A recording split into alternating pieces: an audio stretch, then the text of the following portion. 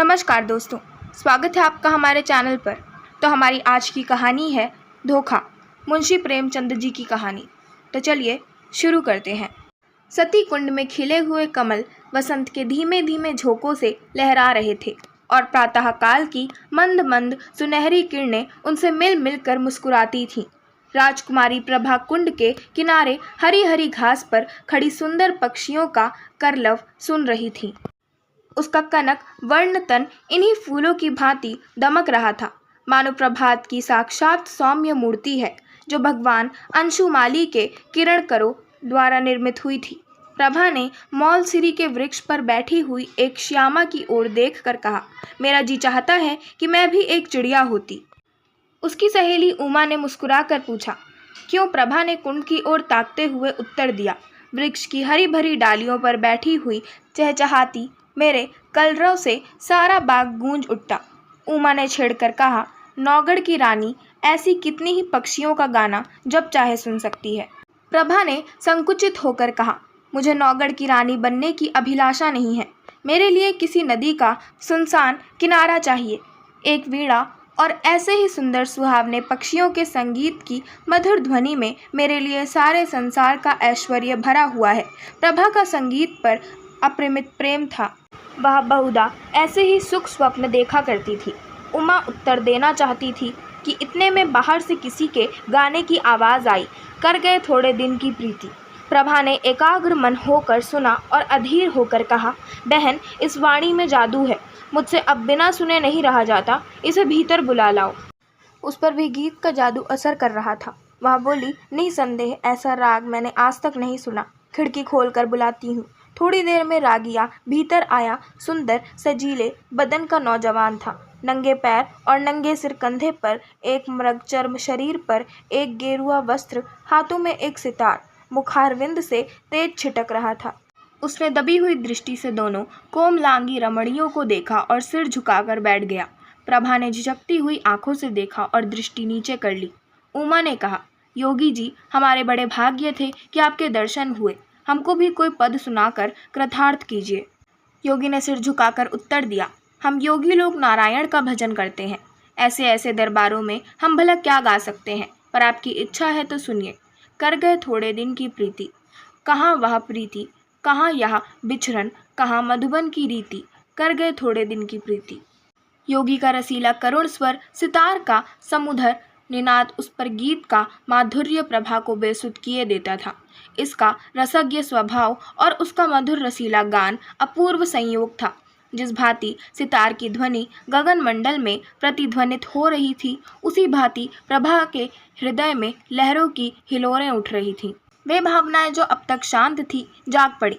हृदय सुख स्वप्न देखने लगे। सती कुंड के कमल तिलस्म की परियां बन बनकर मंडराते हुए भंवरों से कर जोड़ सजल नयन को कहते थे, कर गए थोड़े दिन की प्रीति। सुर्ख और हरी पत्तियों से लदी हुई डालियां सिर झुकाए चहकते हुए पक्षियों से रो रो कर कहती थीं, कर गए थोड़े दिन की प्रीति। और राजकुमारी प्रभा का हृदय भी सितार की मस्तानी तान के साथ गूंजता था, कर गए थोड़े दिन की प्रीति। प्रभा बघौली के राव देवी चंद की एकलौती कन्या थी। राव पुराने विचारों के रईस थे, कृष्ण की उपासना में लवलीन रहते थे, इसलिए इनके दरबार में दूर दूर के कलावंत और गवैये आया करते और इनाम इकराम पाते थे।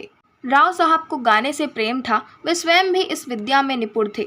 यद्यपि अब वृद्धावस्था के कारण यह शक्ति निःशेष हो चली थी, पर फिर भी विद्या के गूढ़ तत्वों के पूर्ण जानकार थे।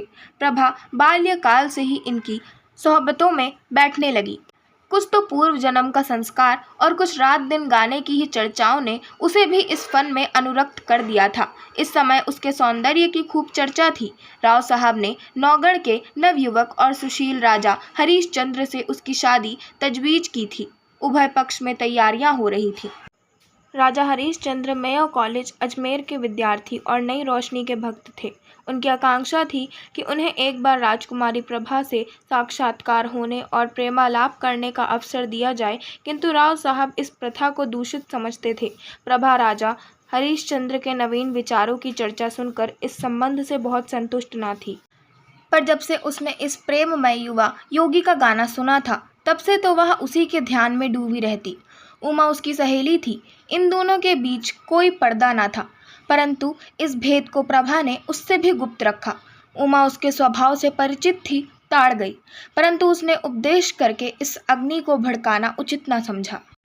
उसने सोचा कि थोड़े दिनों में यह अग्नि आप से आप शांत हो जाएगी। ऐसी लालसाओं का अंत प्रायः इसी तरह हो जाया करता है, किंतु उसका अनुमान गलत सिद्ध हुआ। योगी की वह मोहिनी मूर्ति कभी प्रभा की आंखों से ना उतरती। उसका मधुर राग प्रतिक्षण उसके कानों में गूंजा करता। उसी कुंड के किनारे वह सिर झुकाए सारे दिन बैठी रहती। कल्पना में वही मधुर हृदयग्राही राग सुनती और वही योगी की मनोहारिणी मूर्ति देखती। कभी कभी उसे ऐसा भास होता कि बाहर से यह आवाज़ आ रही है। वह चौंक पड़ती और तृष्णा से प्रेरित होकर वाटिका की चहार दीवारी तक जाती और वहां से निराश होकर लौट आती। फिर आप ही विचार करती, यह मेरी क्या दशा है, मुझे यह क्या हो गया है। मैं हिंदू कन्या हूँ, माता पिता जिसे सौंप दें उसकी दासी बनकर रहना धर्म है। मुझे तन मन से उसकी सेवा करनी चाहिए। किसी अन्य पुरुष का ध्यान तक मन मिलाना मेरे लिए पाप है। आह, यह कलुषित हृदय लेकर मैं किस मुंह से पति के पास जाऊंगी। इन कानों से क्यों कर प्रणय की बातें सुन सकूंगी जो मेरे लिए व्यंग्य से भी अधिक कर्णकटु होंगी। इन पापी नेत्रों से वह प्यारी प्यारी चितवन कैसे देख सकूंगी जो मेरे लिए व्रज से भी हृदय भेदी होगी। इस गले में वे मृदुल प्रेम बाहु पड़ेंगे जो लौह दंड से भी अधिक भारी और कठोर होंगे। प्यारे, तुम मेरे हृदय मंदिर से निकल जाओ, यह स्थान तुम्हारे योग्य नहीं। मेरा वश होता तो तुम्हें हृदय की सेज पर सुलाती, परंतु मैं धर्म की रस्सियों में बंधी हूँ। इस तरह 1 महीना बीत गया। ब्याह के दिन निकट आते जाते थे और प्रभा का कमल सा मुख कुम्हलाया जाता था। कभी कभी विरह वेदना एवं विचार विप्लव से व्याकुल होकर उसका चित्त चाहता कि सती कुंड की गोद में शांति लूं, किंतु राव साहब इस शोक में जान ही दे देंगे, यह विचार कर वह रुक जाती। सोचती मैं उनकी जीवन सर्वस्व हूँ। मुझे अभाग्नि को उन्होंने किस लाड प्यार से पाला है, मैं ही उनके जीवन का आधार और अंतकाल की आशा हूँ। नहीं, यो प्राण देकर उनका आशाओं की हत्या ना करूँगी। मेरे हृदय पर चाहे जो बीते उन्हें ना कुढ़ाऊँगी। प्रभा का एक योगी गवैये के पीछे उन्मत्त हो जाना कुछ शोभा नहीं देता। योगी का गान तानसेन के गानों से भी अधिक मनोहर क्यों ना हो, पर एक राजकुमारी का उसके हाथों बिक जाना हृदय की दुर्बलता प्रकट करता है। राव साहब के दरबार में विद्या की, शौर्य की और वीरता से प्राण हवन करने की चर्चा ना थी। यहाँ तो रात दिन राग रंग की धूम रहती थी।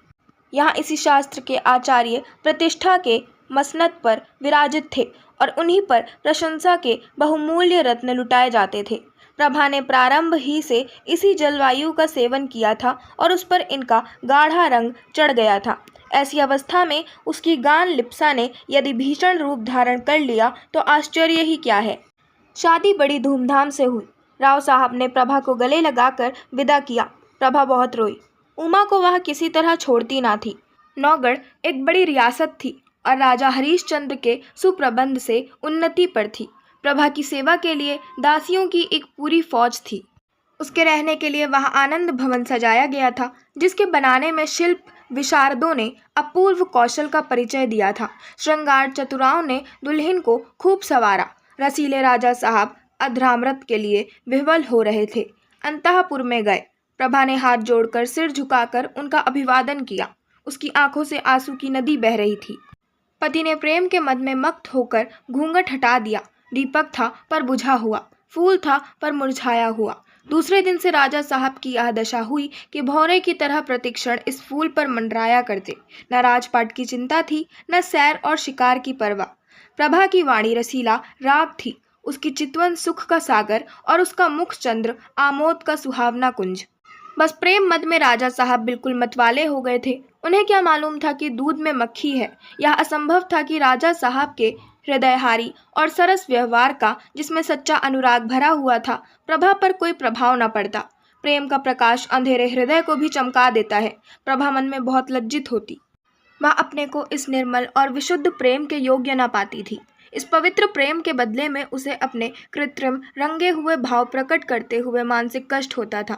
जब तक राजा साहब उसके साथ रहते, वह उनके गले लता की भांति लिपटी हुई घंटों प्रेम की बातें किया करती। वह उनके साथ सुमन वाटिका में चुहल करती, उनके लिए फूलों का हार गूंथती और उनके गले में हाथ डालकर कहती, प्यारे देखना ये फूल मुरझा ना जाए, इन्हें सदा ताज़ा रखना। वह चांदनी रात में उसके साथ नाव पर बैठकर झील की सैर करती और उन्हें प्रेम का राग सुनाती। यदि उन्हें बाहर से आने में ज़रा भी देर हो जाती तो वह मीठा मीठा उलाहना देती, उन्हें निर्दय तथा निष्ठुर कहती। उनके सामने वह स्वयं हंसती, उनकी आंखें हंसती और आंखों का काजल हंसता था, किंतु आह, जब वह अकेली होती उसका चंचल चित्त उड़कर उसी कुंड के तट पर जा पहुंचता। कुंड का वह नीला नीला पानी, उस पर तैरते हुए कमल और मौलसिरी की वृक्ष पत्तियों का सुंदर दृश्य आंखों के सामने आ जाता। उमा मुस्कुराती और नज़ाकत से लचकती हुई आ पहुंचती। तब रसीले योगी की मोहनी छवि आंखों में आ बैठती और सितार के सुलसित सुर गूंजने लगते, कर गए थोड़े दिन की प्रीति। तब वह एक दीर्घ निश्वास लेकर उठ बैठती और बाहर निकलकर पिंजरे में चहकते हुए पक्षियों के कलरव में शांति प्राप्त करती। इस भांति यह स्वप्न तिरोहित हो जाता। इस तरह कई महीने बीत गए। एक दिन राजा हरिश्चंद्र प्रभा को अपनी चित्रशाला में ले गए। उसके प्रथम भाग में ऐतिहासिक चित्र थे। सामने ही शूरवीर महाराणा प्रताप सिंह का चित्र नजर आया। मुखारविंद से वीरता की ज्योति स्फुटित हो रही थी। तनिक और आगे बढ़कर दाहिनी ओर स्वामी भक्त जगमल वीरवर सांगा और दिलेर दुर्गादास विराजमान थे। बाईं ओर उदार भीम सिंह बैठे हुए थे। राणा प्रताप के सम्मुख महाराष्ट्र केसरी वीर शिवाजी का चित्र था। दूसरे भाग में कर्मयोगी कृष्ण और मर्यादा पुरुषोत्तम राम विराजते थे। चतुर चित्रकारों ने चित्र निर्माण में अपूर्व कौशल दिखलाया था। प्रभा ने प्रताप के पाद पद्यों को चूमा और वह कृष्ण के सामने देर तक नेत्रों में प्रेम और श्रद्धा के आंसू भरे मस्तक झुकाए खड़ी रही। उसके हृदय पर इस समय कलुषित प्रेम का भय खटक रहा था। उसे मालूम होता था कि यहाँ उन महापुरुषों के चित्र नहीं, उनकी पवित्र आत्माएं हैं। उन्हीं के चरित्र से भारतवर्ष का इतिहास गौरवान्वित है। वे भारत के बहुमूल्य जातीय रत्न, उच्च कोटि के जातीय स्मारक और गगनभेदी जातीय तुमुल ध्वनि है। ऐसी उच्च आत्माओं के सामने खड़े होते उसे संकोच होता था। आगे बढ़ी दूसरा भाग सामने आया। यहाँ ज्ञानमय बुद्ध योग साधन में बैठे हुए देख पड़े। उनकी दाहिनी ओर शास्त्राज्ञ शंकर थे और दार्शनिक दयानंद। एक ओर शांति पथगामी कबीर और भक्त रामदास यथा योग्य खड़े थे। एक दीवार पर गुरु गोविंद अपने देश और जाति पर बलि चढ़ने वाले दोनों बच्चों के साथ विराजमान थे। चित्रकारों की योग्यता एक एक अवयव से टपकती थी। प्रभा ने इनके चरणों पर मस्तक टेका। वह उनके सामने सिर न उठा सकी। उसे अनुभव होता था कि उनकी दिव्य आंखें उसके दूषित हृदय में चुभी जाती हैं। इसके बाद तीसरा भाग आया। यह प्रतिभाशाली कवियों की सभा थी। सर्वोच्च स्थान पर आदि कवि वाल्मीकि और महर्षि वेदव्यास सुशोभित थे। दाहिनी ओर श्रृंगार रस के अद्वितीय कवि कालिदास थे। बाईं तरफ गंभीर भावों से पूर्ण भवभूति। निकट ही भर्तृहरि अपने संतोषाश्रम में बैठे हुए थे। दक्षिण की दीवार पर राष्ट्रभाषा हिंदी के कवियों का सम्मेलन था। सहृदय कवि सूर तेजस्वी तुलसी, सुकवि केशव और रसिक बिहारी यथाक्रम विराजमान थे। सूरदास से प्रभा का अगाध प्रेम था। वह समीप जाकर उनके चरणों पर मस्तक रखना ही चाहती थी कि अकस्मात उन्हीं चरणों के सम्मुख सर झुकाए उसे एक छोटा सा चित्र दिख पड़ा। प्रभा उसे देखकर चौंक पड़ी। यह वही चित्र था जो उसके हृदय पट पर खिंचा हुआ था। वह खुलकर उसकी तरफ ताक न सकी, दबी हुई आंखों से देखने लगी। राजा हरिश्चंद्र ने मुस्कुराकर पूछा, इस व्यक्ति को तुमने कहीं देखा है? इस प्रश्न से प्रभा का हृदय कांप उठा। जिस तरह मृग शावक व्याध के सामने व्याकुल होकर इधर उधर देखता है, उसी तरह प्रभा अपनी बड़ी बड़ी आंखों से दीवार की ओर ताकने लगी। सोचने लगी, क्या उत्तर दूं इसको? कहीं देखा है उन्होंने? यह प्रश्न मुझसे क्यों किया? कहीं ताड़ तो नहीं गए हैं? हे नारायण, मेरी पथ तुम्हारे हाथ है, क्यों कर इनकार करूं? मुंह पीला हो गया। सिर झुकाकर क्षीण स्वर में बोली, हाँ, ध्यान आता है कि कहीं देखा है। हरिश्चंद्र ने कहा, कहाँ देखा है? प्रभा के सिर में चक्कर सा आने लगा। बोली, शायद एक बार यह गाता हुआ मेरी वाटिका के सामने जा रहा था। उमा ने बुलाकर इसका गाना सुना था। हरिश्चंद्र ने पूछा, कैसा गाना था? प्रभा के होश उड़े हुए थे। सोचती थी, राजा के इन सवालों में ज़रूर कोई बात है। देखो लाज रहती है या नहीं। बोली, उसका गाना ऐसा बुरा ना था। हरीशचंद्र ने मुस्कुराकर कहा, क्या गाता था? प्रभा ने सोचा, इस प्रश्न का उत्तर दे दूं तो बाकी क्या रहता है। उसे विश्वास हो गया कि आज कुशल नहीं है। वह छत की ओर निरखती हुई बोली, सूरदास का कोई पद था। हरीशचंद्र ने कहा, यह तो नहीं कर गए थोड़े दिन की प्रीति। प्रभा की आंखों के सामने अंधेरा छा गया, सिर घूमने लगा। वह खड़ी न रह सकी, बैठ गई और हताश होकर बोली, हाँ यही पद था। फिर उसने कलेजा मजबूत करके पूछा, आपको कैसे मालूम हुआ? हरीशचंद्र बोले, वह योगी मेरे यहाँ अक्सर आया जाया करता है। मुझे भी उसका गाना पसंद है। उसी ने मुझे यह हाल बताया था, किंतु वह तो कहता था कि राजकुमारी ने मेरे गानों को बहुत पसंद किया और पुनः आने के लिए आदेश किया। प्रभा को अब सच्चा क्रोध दिखाने का अवसर मिल गया। वह बिगड़ कर बोली, यह बिल्कुल झूठ है, मैंने उससे कुछ नहीं कहा। हरीशचंद्र बोले, यह तो मैं पहले ही समझ गया था कि यह उन महाशय की चालाकी है। डींग मारना गवैयों की आदत है, परंतु इसमें तो तुम्हें इनकार नहीं कि उसका गाना बुरा ना था। प्रभा बोली, ना, अच्छी चीज़ को बुरा कौन कहेगा? हरीशचंद्र ने पूछा, फिर सुनना चाहो तो उसे बुलवाऊं? सिर के बल दौड़ा आएगा।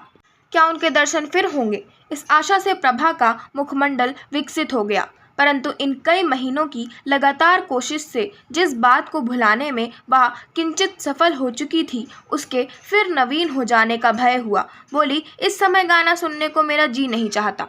राजा ने कहा, यह मैं ना मानूंगा कि तुम और गाना नहीं सुनना चाहती। मैं उसे अभी बुला के लाता हूँ।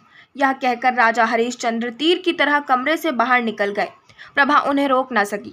वह बड़ी चिंता में डूबी खड़ी थी। हृदय में खुशी और रंज की लहरें बार बार उठती थी। मुश्किल से 10 मिनट बीते होंगे कि उसे सितार के मस्ताने सुर के साथ योगी की रसीली तान सुनाई दी। कर गए थोड़े दिन की प्रीति।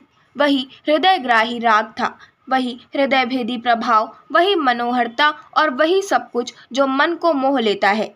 एक क्षण में योगी की मोहिनी मूर्ति दिखाई दी। वही मस्तानापन, वही मतवाले नेत्र, वही नयनाभिराम, देवताओं का सा स्वरूप। मुखमंडल पर मंद मंद मुस्कान थी। प्रभा ने उसकी तरफ सहमी हुई आंखों से देखा। एकाएक उसका हृदय उछल पड़ा। उसकी आंखों के आगे से एक पर्दा हट गया। प्रेम विवल हो आंखों में आंसू भरे वह अपने पति के चरणार बिंदों पर गिर पड़ी और गदगद कंठ से बोली, प्यारे प्रियतम, राजा हरीशचंद्र को आज सच्ची विजय प्राप्त हुई। उन्होंने प्रभा को उठाकर छाती से लगा लिया। दोनों आज एक प्राण हो गए। राजा हरीशचंद्र ने कहा, जानती हो मैंने यह स्वांग क्यों रचा था? गाने का मुझे सदा से व्यसन है और सुना है तुम्हें भी इसका शौक है। तुम्हें अपना हृदय भेंट करने से प्रथम एक बार तुम्हारा दर्शन करना आवश्यक प्रतीत हुआ और उसके लिए सबसे सुगम उपाय यही सूझ पड़ा। प्रभा ने अनुराग से देखकर कहा, योगी बनकर तुमने जो कुछ पा लिया वह राजा रहकर कदापि ना पा सके। अब तुम मेरे पति हो और प्रियतम भी हो, पर तुमने मुझे बड़ा धोखा दिया और मेरी आत्मा को कलंकित किया। इसका उत्तरदाता कौन होगा? आशा करती हूँ आपको हमारी आज की कहानी धोखा मुंशी प्रेमचंद द्वारा लिखित पसंद आई होगी। अगर आपको हमारी आज की कहानी पसंद आई हो तो हमारे चैनल को सब्सक्राइब करें, वीडियो को लाइक करें और बेल आइकन दबाना ना भूलें। धन्यवाद।